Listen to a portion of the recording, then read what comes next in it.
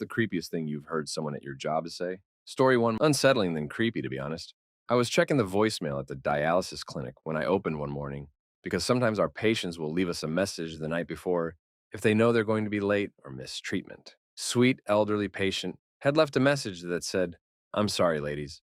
I won't make it tomorrow morning. I'm going to see Hazel." Hazel was his wife, who passed away 4 years earlier. I immediately called the house. No answer. Called his son, who was listed as an emergency contact, and he told me he was just about to call us to let us know his father passed away that night. His dad had gotten all of his paperwork with his will out of his safe, watered the house plants, put money for each of his utility payments in labeled envelopes, put on his best suit, shined his dress shoes, left a message for us at the clinic, left a message for his choir director letting him know he wouldn't need a ride to practice in 2 days. Then he sat down in his recliner and died. As far as I know, and according to his family, he didn't do or take anything to expedite his exit. He just went to sleep in that recliner. Story 2. Open casket funeral, family gathered, and someone seemed out of sorts. She was dressed casually and just kind of meandering about. I observed her for a while. She made her way to the casket, appeared to be giving the deceased some reverence. She then had to pass by me to leave, and she was clearly inebriated and said to me as she was leaving, "I just wanted to see a dead body." Gave me the drunk girl grin and staggered off. She just staggered into a funeral off the street. Who does that? Funeral director. This reminds me of a time my grandpa took me and my younger brother to a funeral home. I don't recall why we were there, but I assume he picked out something for his deceased family. I was maybe 10. There was a viewing of a teenage girl while we were there, so he had us go up and see her. I remember asking him why she had no hair, and he explained she probably died of cancer. It was a learning moment. I didn't think anything of it at the time. Now I cringe every time because her family was right there while my grandpa explained why a young lady was in the casket. So sad and heartbreaking. Story 3. Directed towards me, one of our guys on his smoke break said, "You don't look like you run fast." In the moment I laughed, but as soon as I stepped inside our building, I had the biggest "what the heck" moment of the year. He was a lean dude, teeth missing the rest orange and brown, with clothes on that a dude with a machete would be wearing in a horror movie. I hadn't even been there for 2 weeks. He was a cool guy for the rest of the interactions I've had with him. Never chased me. He just had a weird sense of humor. Story 4. I used to work the night shift at a college technology center. Generally, my late nights were just keeping the one lab open in case students wanted to work late at night.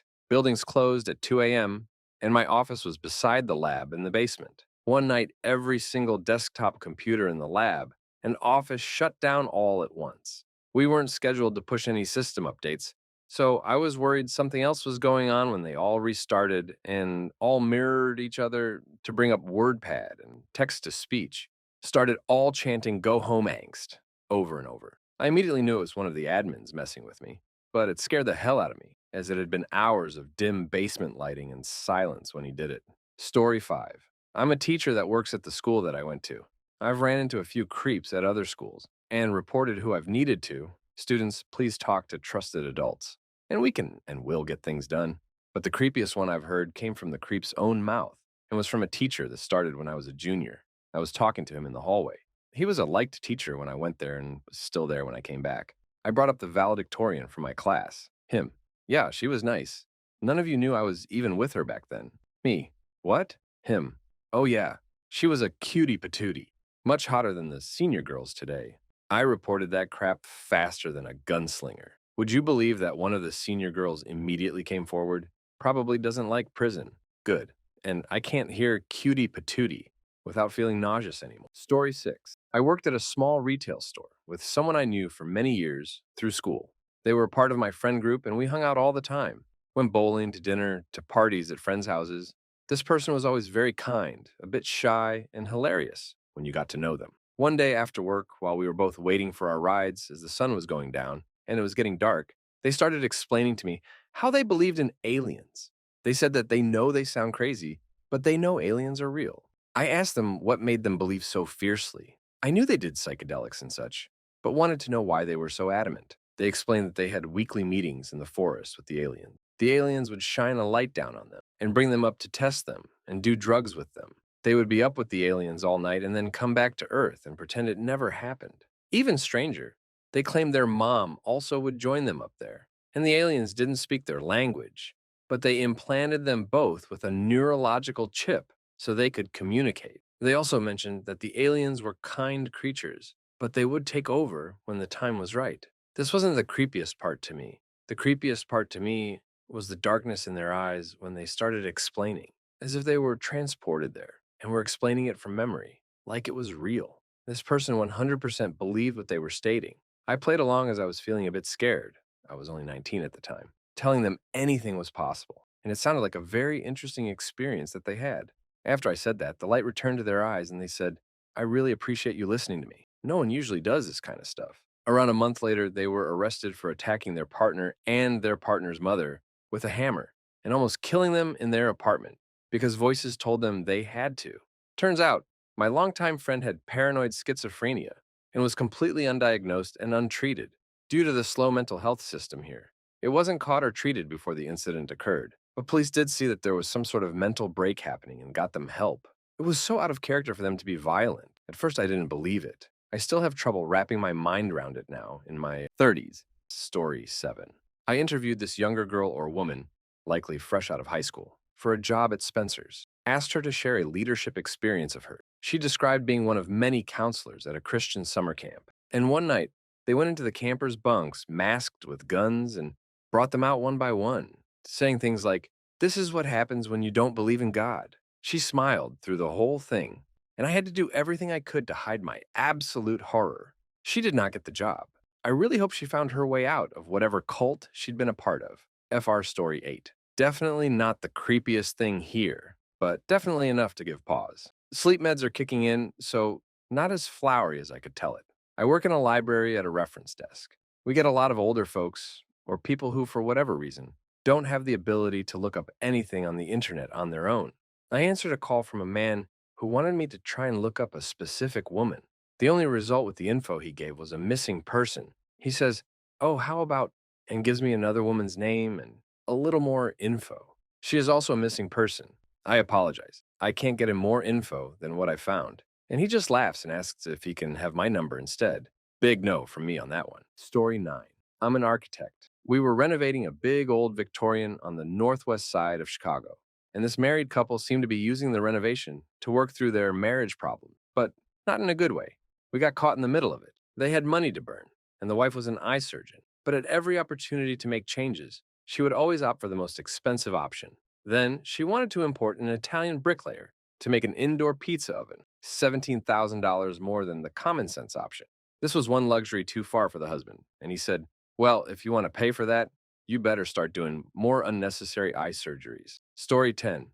I worked as a hostess at a restaurant for a while, and I had an old guy ask me if I would go on a date with him. I said, "No, thank you. I have a boyfriend." He said, "Well, you can just dump him, right?" I said, "No, I love him." He then says, "I have money. Does that change your mind?" I said, "No." He finally gave up and said, "You're lost," and left. Another one was, I work at Amazon and we had like a spirit week, and one of the days was 70s day. So I got like a belly shirt with fluffy arms and some 70s bell bottoms, pants, and did my hair all fancy. I was a little insecure, but I was excited and really wanted to go all out because I love Spirit Week. One of the supervisors told me to clean up a spill, to which he proceeded to watch me bend down to clean up. Once I cleaned up everything, he asked me what my husband thought of my outfit. I asked what he meant by that, and he started stuttering and acting all embarrassed. I wasn't sure what he meant, so I clarified by saying, "If you're asking if my husband likes this outfit, that's a stupid question. Of course he likes this outfit, because he's a man with eyes. But I'm not sure if you mean if he's upset that I left the house like this. And if that is the case, what makes you think my husband dictates what I wear outside of the house? Other than that, I don't know what answer you were expecting from asking that question. I never wore those clothes again outside of the house, and he didn't talk to me for 3 months." Story 11. My 4-year-old and I were sitting in his sandbox, playing happily when he asked, "Mommy, why is that man hiding behind the tree watching us?" I ask him where, and I'm craning my neck on both sides, trying to see the trees behind me. He says, "That tree right by you." At this point, I'm standing and looking around. I point to the closest tree. "This one?" Yeah, there was a man standing behind it. I make my way to the tree and walk all the way around it. I also looked down the alley to see if he left that way. Never saw a man. A few months later, we were walking to the park, and he said we had to step off the sidewalk for that girl walking towards us. There was nobody coming toward us. Got all kinds of Sixth Sense vibes. But he never did it after the girl. Oh, sorry, this wasn't at my job. Still pretty creepy, though. Plus, momming is a job. Story 12. Had a white mid 60s guy wearing boxers, gym shorts, And then denim jorts. The layers were on full display on his backside. A black, shiny fabric tank top, the kind usually kids wear from Walmart. A brown toupee that was stringy and didn't fit over his very gray base hair. Gold chain necklaces, big gaudy silver badass ring, ridiculously huge leather band bracelets, had a soul patch, and smelled awful just painting a picture. Want to look at flooring with me when I worked at a hardware store. I was helping him look, and he was overbearing and wouldn't make up his mind. Spent over an hour with him. He was also a regular, and this had happened several times. He had me pull up the flooring to look online and stood behind me with his arms on my desk, kind of hovering over me. There were chairs in an adequate space next to him. Once we found a flooring he suggested, once he gets it installed, I come over and see how it looks, with such a deep longingness in his eyes. I'm a straight dude, and I felt bad for the loneliness he had. But I was a third of his age, and the creepiness was unbearable. Story 13. Not to say, but experience. I used to work downtown security in Toronto. One night when Pokemon Go came out, I went for a coffee. While I'm walking, I see a blonde girl out of the corner of my eye.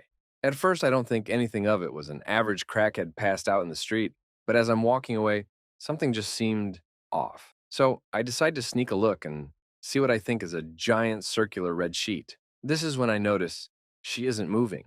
I call out to her, but she doesn't answer back. I go to take a closer, and that's when I see that her eyes were open and that red sheet was actually a pool of blood. Her arms and legs looked like wet noodles. She had green eyes. So I did what anybody in a horror movie should do, looked for the nearest road, and tried to call for help. Story 14. A coworker once told me two stories back to back. The first one involved an a-hole neighbor or something that he had some ongoing argument with and that he thought about cutting his brake line in the car or some such nonsense. Okay, cool story, boomer.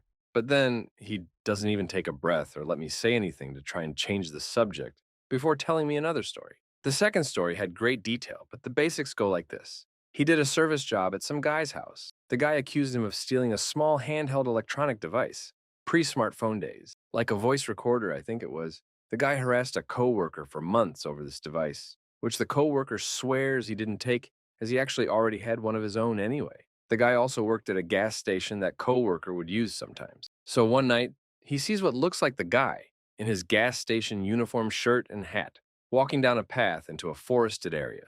Deciding that he had enough of the guy's harassment over the device, he grabbed one of those huge mag light flashlights out of his work van, followed the guy down the path, got within 2 steps of him, and just as he was about to swing the oversized flashlight into the back of this man's head, the man turns around and asks coworker if he knows what time it is. When he saw the man's face, he realized it wasn't the guy, and that's the only reason he didn't murder someone that night. He didn't understand why I didn't really want to talk to him much after that. Story 15. When I worked at McDonald's as a teen, I had to walk a path to work, as I wasn't old enough to drive. One day, this older blind lady, could tell because of her cataracts, and had seen her once or twice in the McDonald's before, was walking towards me, and as she passed me, I smiled and said hi. She came as close to my face as possible and said, "You're going to die today," and then walked away like nothing happened. Didn't look back at me once.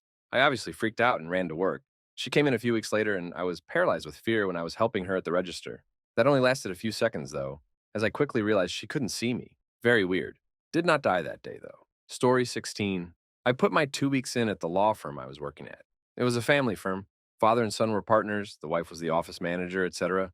After 2 weeks, the wife started loudly complaining about me right outside my office, saying there must be something wrong with me if I decided to leave and that I should be fired. This went on for days. In a kind of creepy and funny turn of events, when I came into the office in the morning, I could see that my computer had been turned on and then put on sleep mode, and the only people in the office were the big boss and his wife. She logged into my computer to try and find any dirt or proof that I had not been working. The funny thing was that I only ever used that computer for work and was up to date on all my cases, so I imagine her being frustrated.